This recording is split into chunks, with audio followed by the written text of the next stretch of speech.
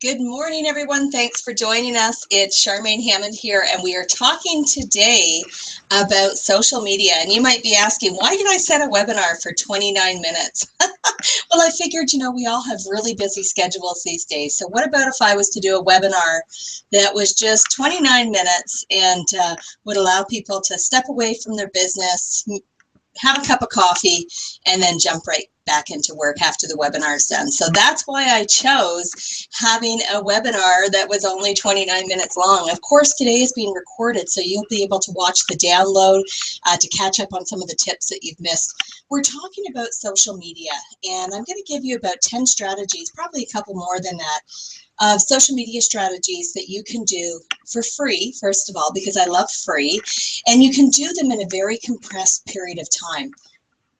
One of the concerns and challenges I hear all the time from entrepreneurs, nonprofit organizations, business owners, is that they can get absorbed on social media. They go on Facebook to do a quick post, and 3 hours later, you know everything about everybody else, and your work is still waiting for you. So I also want to help you be really efficient and effective with social media. It is a wonderful way to get your message out to the masses, and there's ways to actually shortcut how you do that. So welcome again. I'm Charmaine Hammond. I'm a professional speaker, and I speak on the topics of leadership, building healthy teams and businesses, and also on resilience. And I became introduced into the pet world through my dog Toby Sr., who I wrote a book about called On Toby's Terms, and it took off like wildfire. It's a beautiful memoir about our dog and the journey that I went through with him.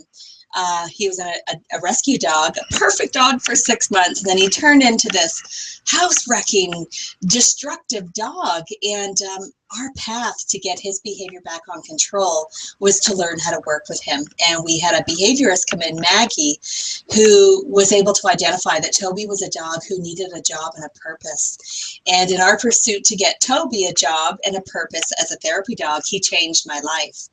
And that's why I wrote the book. I wanted to share that story with people. Since then, we have 2 children's books about Toby. I speak at pet-related events. I'm a member of the Women in the Pet Industry Network. For those of you who are not, it's a great organization to be affiliated with. And today we're here because of PJAC, which is the Pet Industry Joint Advisory Council, and they're hosting today's webinar. So thank you at PJAC. I appreciate you and can't wait to be speaking at your event in Calgary coming up next week, April 16th and May 1st in Richmond, BC. Let's dive in. Let's talk about social media. And to make this super easy, what I've done is I've broken the topics into 3 areas. We're going to talk about the 3 platforms that I'm having the most success with, especially in the pet industry world. I do use Pinterest. I'm not going to talk about Pinterest. I do use Pinterest, but in all honesty, I'm not consistent on it. And I thought what I would do is talk about the social platforms that actually help your business or your social profit organization succeed and that are really easy to do consistently. So while we have you here on the web platform, feel free to type in where you're listening from today, what the weather's like. It's actually rainy here in California. And if you can also tell me what platforms you're using on social media. That would be great to get the conversation going. You can write that in the chat box there. If you've got questions, I'll respond to them. And if we run out of time, I will download the questions from the web platform and send those out to you in a Q&A document. We're going to start with LinkedIn. LinkedIn is one of my favorite platforms. Oh, I just got to stop because my sister just typed in. She's called, hey, Melanie, my sister from London, England. This is so exciting to have my sister on. I really got to do great today. The pressure's on. Hey, Mel. And my sister is actually just venturing out into the pet industry. And I'm going to use Melanie as an example in a couple of things that work really, really well in social media, because I don't even know if she's aware of it yet, but she's doing something that is absolutely stellar to promote a business. And I'm going to share that when we talk about Facebook. Hey, Shannon, great to have you from Eugene, Oregon, and Karen from Vancouver. Hey, it's sunny in Vancouver. That's awesome. Now, in terms of LinkedIn, I love LinkedIn. It's one of my favorite platforms, and I use it more for business connections, not as much for posting a lot of For example, I don't post a lot of articles related to the pet industry there unless I'm posting them on groups. So here's some tips with LinkedIn. Right now I have about 7,500 very, very good connections on LinkedIn. So LinkedIn is a very big platform for me. One of the things that I do is I leave my LinkedIn profile open, or my LinkedIn platform open, as soon as I open my computer in the morning.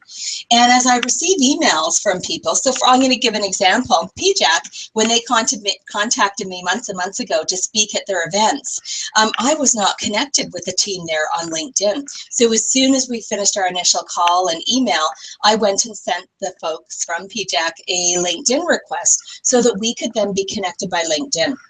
Now, the reason why LinkedIn is so important is that's where sponsors, business owners, event organizers, distributors, that's where they often hang out on LinkedIn. It's a professional platform. But the other reason is, as I discovered with having a dresser full of business cards, that I go to events all year long and I get all these business cards, and 6 months later, half of the people don't work where they worked on their business card. So we lose touch with people. The beauty of LinkedIn is that people go in and update their LinkedIn profile. So if they moved from company A to company B, they go and change it on LinkedIn so you can always be connected. Isn't that awesome? It's important. Welcome, Ann and Tracy. Great to have you here. Shannon uses Facebook, LinkedIn, and Twitter. Same ones I'm going to talk about today. Tracy uses Facebook, Twitter, and LinkedIn. Awesome. And Tracy says the weather's beautiful in Calgary, too. That's fabulous. Now, in terms of LinkedIn, a couple of other things that I do on LinkedIn that I think are working really well for us is I post articles on there. I publish articles on LinkedIn. And in all honesty, I'm not actually doing much on my blog anymore because I get more people reading my LinkedIn posts than I do my blog. So I've really shifted there. I used to do blogs 3 times a week, and I get a handful of followers on them. Yet when I post on LinkedIn, I get many people reading them and commenting on them, liking them. The cool thing is that half of the people who read my LinkedIn articles, I'm not connected to. So I could go on their profile, check them out, see if they're a fit for me or someone I want to stay in contact with, then go on and send them a personal message, a LinkedIn request, and say, thanks so much for reading the article. I'd welcome your feedback. By the way, I'd like to stay connected on LinkedIn. And you send the request. Always send a personal message. Don't just fire out those LinkedIn requests, because people get a lot of them. And if they don't know why you want to connect with them, they just delete the request. So always something personal. It says a lot about your character. The other things that I wanted to mention about LinkedIn is many of you go to trade shows. I know that many of you listening, Shannon, for example, I've seen Shannon at events. Shannon goes to conferences like Women in the Pet Industry Network, and I'm pretty sure Shannon knows pretty much everyone at that event. However, if Shannon were getting new business cards, I know what Shannon would do is she would come back from the event. She would follow up because she's an exquisite follow-up person. And then she'd probably connect with people on LinkedIn. And I think that's a great strategy, is you take those business cards, write a personal note about meeting them, and then connect with them on LinkedIn. Once time passes, people forget who you are. They forget who you look like. And when you have a great LinkedIn profile and it's got your picture, people can remember, oh yeah, that's the lady who was the groomer, or that's the lady who owns such and such a daycare for dogs. So you want to make it easy for people to stay in contact with you and remember who you are. LinkedIn profiles are important. Now, I've spent a lot of time mastering my LinkedIn profile and had coaching actually to create a great LinkedIn profile.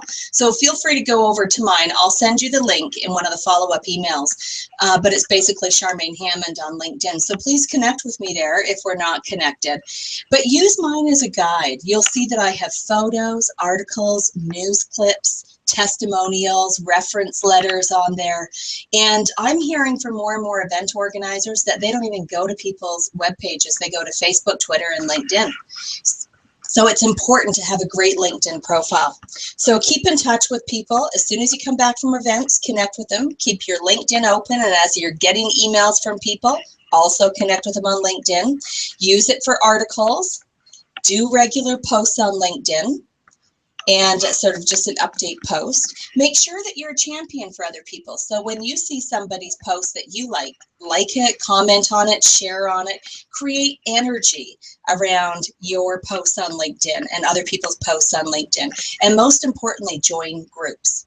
So for those of you that are listening that are in the pet industry, there's a lot of groups. Some of them you'll see I'm connected with on my LinkedIn profile. Go in and find the groups that are applicable to you and your business or you and your social profit organization, and be involved on those. Actually go in and engage in conversation with folks on the LinkedIn group. That also positions you as an expert. And that's really, really important in terms of building your platform. And the last piece that I wanted to mention is the importance of videos on LinkedIn. So if you've got some great videos that you've taken at your different fundraising events, I'm not sure if Dennis is here from Ontario, but we did a fantastic event raising funds for his organization.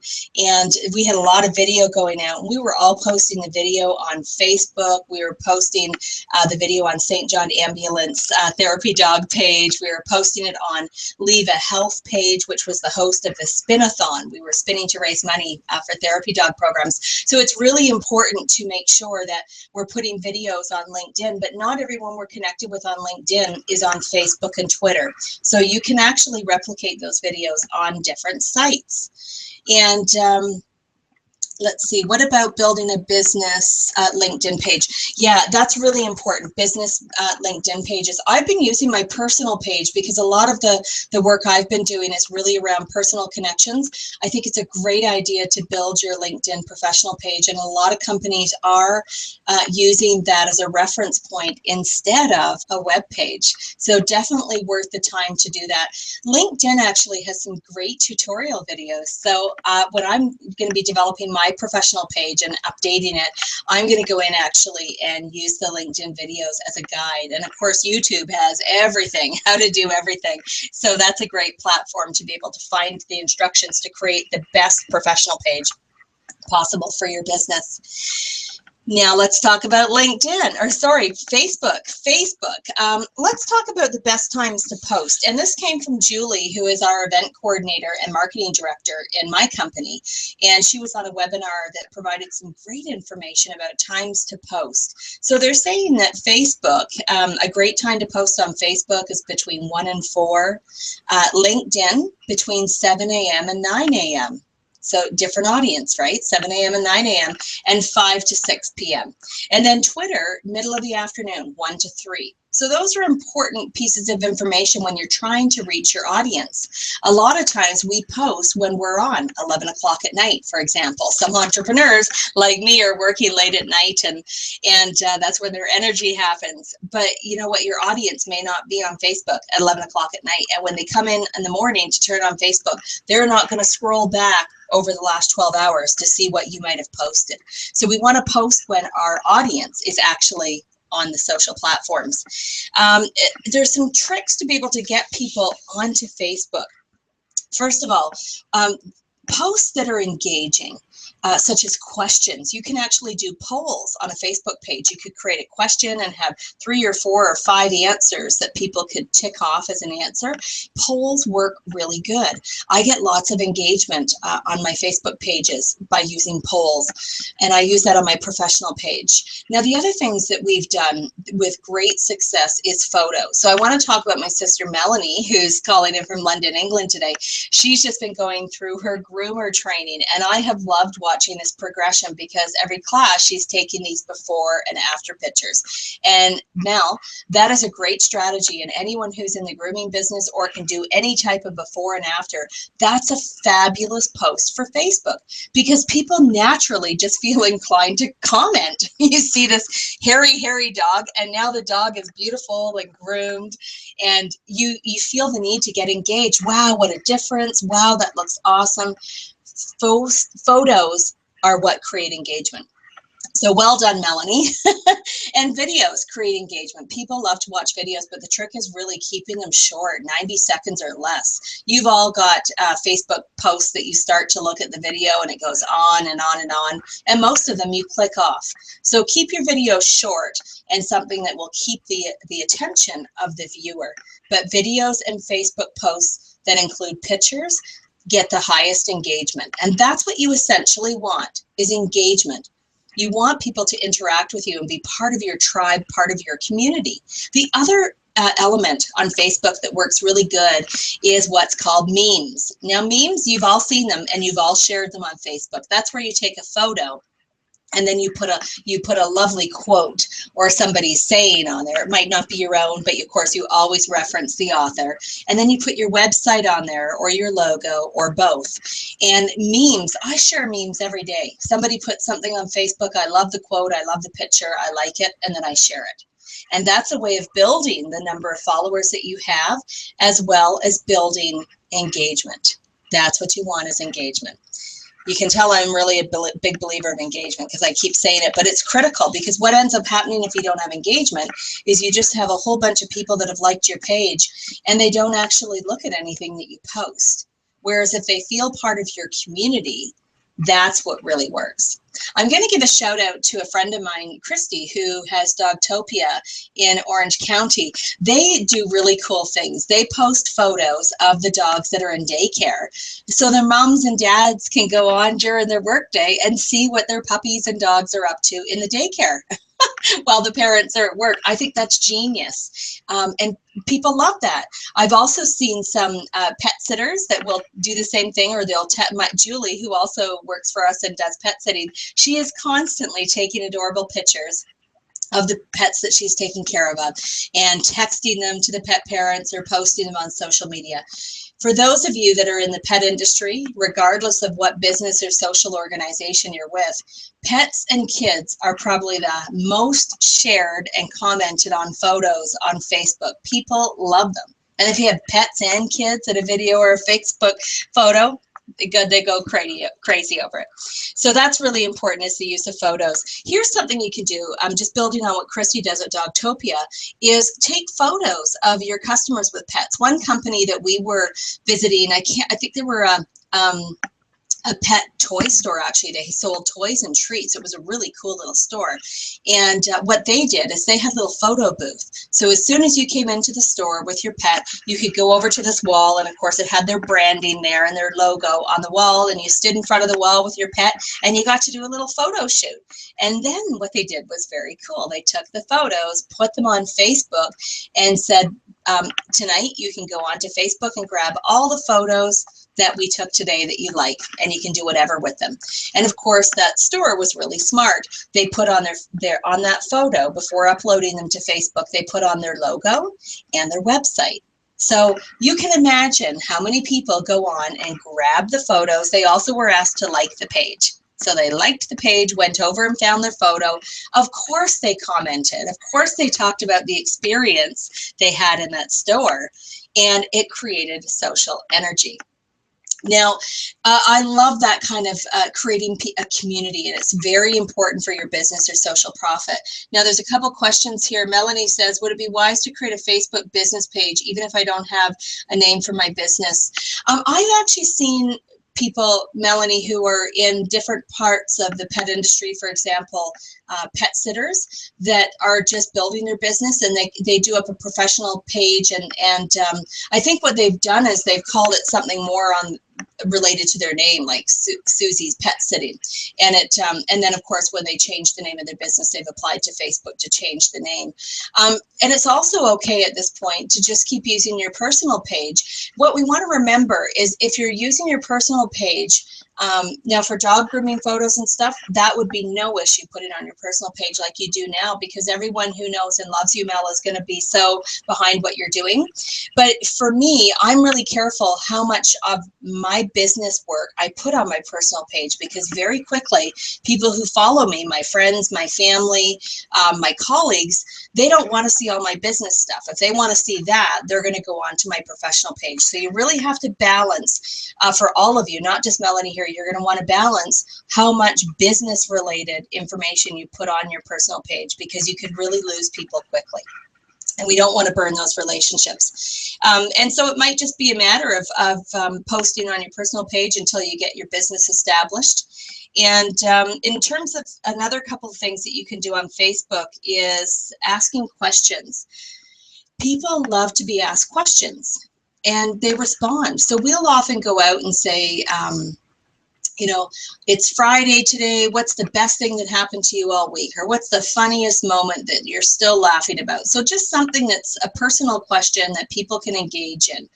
What's your favorite inspirational quote? What's the song you love that puts a bounce in your step? So the questions don't even have to be really related to your business. What you're doing is creating engagement on your platform. Now, it's also important, if we want people to share our content and comment on our content, we actually have to do the same for other people. What we want to do is be able to share, comment, like, and get our audience connected to other people's audiences. So one of my strategies is every day when I'm on Twitter and Facebook and LinkedIn, I take a few moments to go on and find some posts that really resonate with me and I think would resonate with the people that are connected to me on those platforms. And I like it, comment, and share it. And what I find happens is all of a sudden, people whose pages I have liked and shared their posts, they start to do the same for me. It kind of creates, as my friend Dr. Sean DeParent calls it, a cycle of reciprocity, where there's this cycle of people being champions and supporters for each other. That can really increase the number of people that follow you on your different social media platforms. So that's a little bit about Facebook. So just to review, follow the times to post. Pictures, memes, and videos are great. Be a social connector, be a champion, find ways to get people connected by asking questions, using polls. Don't post every 10 minutes on Facebook because people will unfriend you. They don't want to be have all this information being pushed at. Some groups that I know put a couple of posts up on Facebook a day. On Twitter, though, which is where we go next, they might put up 10, 15, or 20 in a 24-hour period. So Twitter. All right, Twitter. What works really well on Twitter is not making your posts 140 characters. That is what you're allowed. However, when your post is 140 characters, it's really hard to retweet it and you can't comment on it. The comments don't get posted. So we usually strive to have our post be about 100 characters. That way it makes it really easy for people to repost or retweet our tweets and add a comment on. Pictures work great on Twitter, and so do videos. So do questions, actually. We started using more and more questions. With Twitter, you can post a lot more than on Facebook because the Twitter feed, you can go on and 5 minutes later, what you just posted is so far down in the Twitter feed, people are not seeing it unless they're searching for it. So that's really important to know. Now, the other piece that's really important to know about Twitter is that there's a lot of you'll probably get a lot of these requests where people are following you. It's the buy the Twitter ads or the spammy stuff. I don't follow those back, just so you know. I'm really careful still about who I follow back. Some people follow everyone back, and what's happened is sometimes if you follow people back and you haven't checked out their platform, they might be posting things that you don't agree with. They go against your values, or they post some pretty risque pictures, and now that's kind of showing up in your feed because you are connected to them. So I'm still really cautious and diligent about who I accept friend requests from on Facebook and who I follow and follow back on Twitter. Really important to maintain your organization brand or the brand of your social profit, or just you as a person. And we don't want to have our brand become diluted, or one that people start unfriending us and untweeting us because our image has changed. So that's very important. Now on Twitter, you want to make sure, just like on LinkedIn, you have to have an exquisite profile. You need to have the same on Facebook and Twitter. And on Twitter, you have very little information to write about yourself and your company. So that's why Twitter posts become very helpful for you to be able to get information out. Now, we work on kind of an 80-20 rule with Twitter. we try to put out about 80% of other people's content. So we might be posting other people's events, other people's memes, other people's videos and posts and quotes that we love. And then 20% that are ours that are sort of promotional type tweets. We do a lot of retweets as well. Again, they're retweets that fit for our organization. And the other piece that I love about Twitter is being able to use Hootsuite, Hootsuite, Hootsuite to actually pre-schedule your posts. What Hootsuite is you can go into Hootsuite and connect it with your other platforms. I only use Hootsuite to upload and pre-schedule Twitter posts. So if you were to go into my Hootsuite right now, you would see that for the next 6 months, I have posts that are scheduled to go out every day. I have events that I'm doing in October that I've already created the tweets for, and they're scheduled to go out in September. And I have a webinar next week, for example, on fundraising for your social profit organization. So if you're a social profit, you want to learn how to fundraise, you want to be on that webinar. Now, we've already been pre-scheduling tweets into Hootsuite. And they just, at the time we've scheduled it, it just uploads to Twitter. So it's a great platform and it is free. Now with Facebook, I don't know if you know this, but you can also pre-schedule your posts, which is fantastic, which means that you can go on and create a post in Facebook and have your picture, your video, or your poll, whatever you're going to do. And there's a little button where you publish your post on Facebook. If you look beside it, there's a little blue arrow. And if you click on that arrow, it'll have a little option for you to schedule your post. You can go in there and pick the date and time. And what I often do is I'll copy and paste the quote that I'm going to use, for example, or the tip that I'm going to use. And I post that 5 times, January, February, March, April, May. And now I have 5 posts on that day coming out. And then I still go on to every platform, Twitter, Facebook, and LinkedIn, every day live to make sure that I'm still having a live presence. Everything isn't pre-scheduled. But that's a great way of being efficient and saving time and making sure that you're active on platforms that are important for you, like Twitter, Facebook, LinkedIn. Those seem to be the ones that people are using most commonly here when I look through the list. And the other piece I wanted to say about Twitter is that you want to make sure when you're on Twitter that you're really saying something that engages people. Again, questions are great on Twitter. Make sure that you use hashtags. Now, for those of you that don't know what hashtags are, that's the pound sign, the number sign, and then a hashtag. So I often will hashtag where I am in the world that day. For example, I'm in San Diego area today. So if I'm doing some posts and I want to catch the attention of people in California, I put my post up there and I put hashtag SAN, SAN. Next week, I'm presenting at the PCHAT conference in Calgary. So the posts that we do, some of them will have the Calgary hashtag, which is hashtag YYC. And what that does is it can also help you start to trend on Twitter. And people will often, media, for example, go in to social platforms and they look up the hashtags for their particular cities or projects that are important for them. And that's why we want to use hashtags. Really important. It helps people stay connected with you. We're almost at time, so I hope you're getting some value. So on the chat box, if you want to put what your favorite tip was so far that you're going to try and be consistent with. Actually, let's not say try, because try is sort of agreeing that you're not going to do it. Let's say that you will do. So what one social media tip that you've taken away from today are you going to commit to for the next 30 days? And I say 30 days because that's what it takes to create a new habit. 30 days. And really, social media is like a habit. So Susan's going to be practicing the best times to post. I love that, Susan. And here's where Hootsuite and pre-scheduling your Facebook post can really help. If you know the times to post, you can go in, create a whole bunch of posts in advance, and schedule those to come out in those blocks of time. That's what we want to do, pre-scheduling Hootsuite and pre-scheduling on Facebook. The other thing with Facebook I want to add, and this is important, we use Facebook event pages a lot. So you probably saw, some of you, I know Melanie did because that's where she found out about the event today. Use Facebook pages. We use them for our webinars, our events, trade shows. We use them for book launches that we're doing, and it makes it really easy to invite people by doing the Facebook page. So that's a super platform to use. Melody's going to create a LinkedIn account.